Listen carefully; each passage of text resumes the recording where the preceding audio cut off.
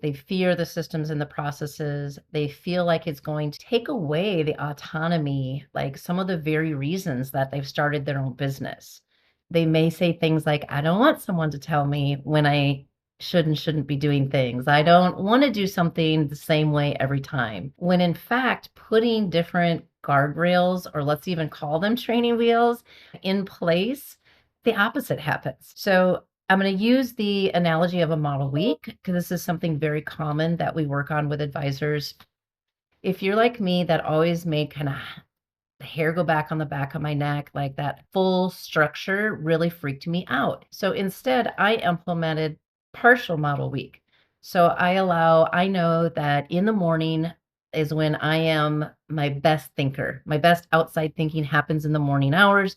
Maybe I'm having my coffee, maybe it's right after.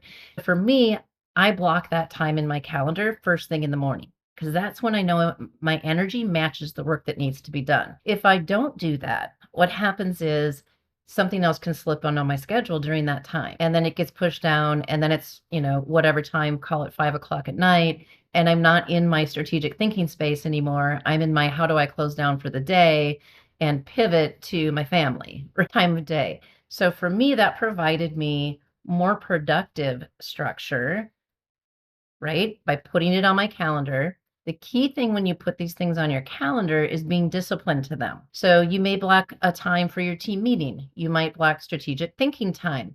Up to you. Whether you do better in small snippets, do it daily. If you do better in a 3-hour block, do it, block it, discipline yourself to work on the business in those times versus in the business. I often get advisors that say, well, I want the client experience I want is for my clients to be able to book whenever's convenient for them. Fair.